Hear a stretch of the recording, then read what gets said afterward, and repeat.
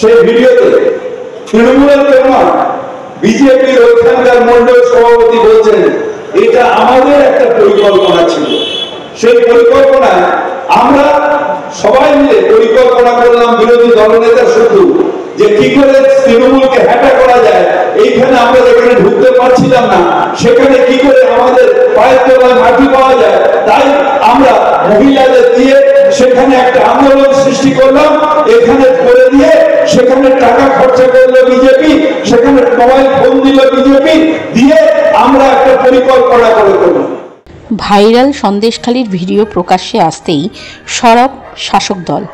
এবার সরব হলেন খোদ কলকাতার মেয়র ফিরহাদ হাকিম। আর যাদবপুরের এক পথসভায় এমনটাই মন্তব্য করেন তিনি। যাদবপুর লোকসভার প্রার্থী তৃণমূল কংগ্রেস প্রার্থী সায়নী ঘোষের সমর্থনে এক বিশাল পথসভা হলো কলকাতার 101 নম্বর ওয়ার্ডের গাঙ্গুলি বাগানে। পৌরপিতা বাপ্পাদিত্য দাশগুপ্তের উদ্যোগে অনুষ্ঠিত এদিনের পথসভায় সন্দেশখালি ভাইরাল ভিডিও তুলে এনে তীব্র ভাষায় প্রতিবাদ জানান উপস্থিত সকলেই। এদিন উপস্থিত ছিলেন যাদবপুরের বিধায়ক দেবব্রত মজুমদার, বিধায়ক দেবাশিস কুমার, রাজ্য INTTUC এর সভাপতি ঋতব্রত ব্যানার্জি, পৌরপিতা বাপ্পাদিত্য দাশগুপ্ত সহ অন্যান্যরা।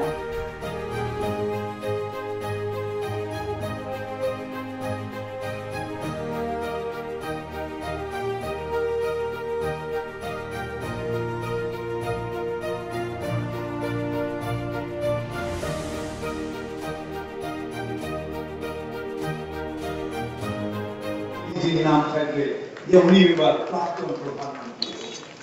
তাই এই লড়াই মমতা বন্দ্যোপাধ্যায়, সায়নী ঘোষকে একটা ভোট, অর্থাৎ মমতা বন্দ্যোপাধ্যায় লড়াইয়ে আপনার নিজে একটা ভোট দিয়ে বলা, মমতা তুমি লড়াই করো, আমরা তোমার সাথে আছি, আমরা তোমার সাথে আছি, আমরা তোমার সাথে আছি। ঠিক আছে, খেলা হচ্ছে, যতই নাও কল কাটিয়ে দিল্লি যাবে হাওয়াই চটি, এটা বুঝে নাও। এবং বাংলার মানুষ তাদেরকে বিভ্রান্ত করার জন্য এই যে চক্রান্ত, এবং বাংলাকে কলুষিত করা, মমতা বন্দ্যোপাধ্যায়কে কলুষিত করার এই চক্রান্ত, আমরা আগেই বলেছিলাম। তখন মানুষ বলতো তৃণমূল দিদির পিঠ বাঁচানোর জন্য বলছে। তাদেরকে বলবো যে পর্দা ফাঁস হয়ে গেছে, চোখ খুলে গেছে মানুষের। রাজনৈতিক ভাবে লড়াই করুন না, নোংরামি করছেন কেন, কনস্পিরেসি করছেন কেন? রাজনৈতিক ভাবে লড়ুন না, মাঠে থাকুন না, চোখে চোখ রেখে খেলুন না। কে বারণ করেছে? একদম সুপার ফাস্ট আছে। তারপরে মানুষের পালস বোঝার কি আছে? ছোটবেলা থেকে এখানে বড় হয়েছি, মানুষ হয়েছি। মমতা বন্দ্যোপাধ্যায়কে তারা বারংবার আশীর্বাদ করেছে। 1984 সালে যখন কেউ ভাবতে পারিনি তখন আশীর্বাদ করেছে। Jadavpur stands for change, Jadavpur stands for energy, for excitement, for youth. আমি বিশ্বাস করছি যে যাদবপুরের মানুষ দুহাত ভরে আমাকে এবং তৃণমূল কংগ্রেসকে আশীর্বাদ করবে। এটা আমার কাছে অনেক বড় পাওনা। ববিদা এসেছিলেন, দেবাশিস কুমার এসেছিলেন, মলয়দা এখানে রয়েছেন, আমাদের স্টেজে বসে আছেন, আমাদের বিধায়ক সব প্রোগ্রামে যাচ্ছেন। আমি যুব সভানেত্রী, ইয়াং ক্যান্ডিডেট, আমার জন্য সবাই এইভাবে আসছেন, সবাই আমাকে সাপোর্ট করছেন। এটা আমার কাছে I am very lucky to get that. তৈরি করতে হয়েছে না, 3 বছর লেগেছে সেটা তৈরি করতে। নিজের বাড়িতে বসে যদি থিসিস লিখতাম এবং তাত্ত্বিক আলোচনা করতাম আর থিওরি করতাম, তাহলে প্র্যাকটিক্যালটা কবে হতো? 3 বছর ধরে গ্রাউন্ডে থেকে প্র্যাকটিক্যালি মানুষের মধ্যে পৌঁছে কাজ করেছি, সেটার প্রতিফলন। দাঁড়িয়া দিল, মানুষ আশীর্বাদ করছেন দুহাত ভরে, সেই ভরসা এগিয়ে যাচ্ছি। সমুদ্রে পেতেছি শয্যা শিশিরে কি ছিল স্বাভাবিক।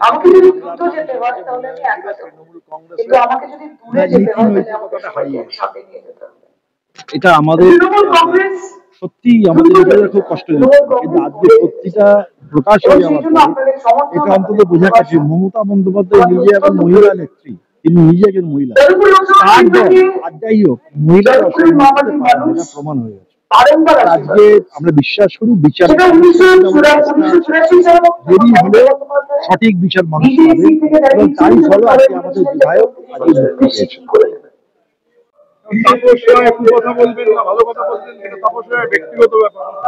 তপস্যায় কি বলছেন সেগুলো ইনসিগনিফিকেন্ট। উনি যে কেন্দ্রীয় এজেন্সির হয়ে চলে গেছেন, বিজেপির ওয়াশিং মেশিনে গেছেন। উনি কি বললেন কি না বললেন কোনোটাই কলকাতা বাংলার মানুষের কাছে খুব একটা তার গুরুত্ব নেই। মানুষের কাজের কথা নেই, মানুষের খাদ্য, শিক্ষা, স্বাস্থ্য, বাসস্থান কোনো কিছুর কথা নেই। ধর্মীয় ভেদাভেদের কতগুলো কথা রয়েছে। ধর্ম দিয়ে তো ভোট হয় না, মানে ওরা চেষ্টা করছে ধর্ম দিয়ে ভোট করতে, কারণ ধর্ম নিয়ে ভোট হলে তাহলে বছরে 2 কোটি বেকারের চাকরির কথা কেউ তুলবে না, দেশের কালো টাকা ফেরত এলো সে নিয়েও কেউ কথা তুলবে না, মানুষের কাজ চলে যাচ্ছে সে কথা তুলবে না। বিজেপি ন্যাচারালি চায় গোটা ন্যারেটিভটা ধর্মভিত্তিক হোক, সে চেষ্টা প্রধানমন্ত্রী করছে। এখন সায়নিক জয় সময়ের অপেক্ষা। প্রশ্ন হচ্ছে কত ভোটে জিতবে। সুতরাং জিতবে এটা নিয়ে তো সন্দেহ নেই, কত ভোটে জিতবে সেটা 4 তারিখ বোঝা যাবে।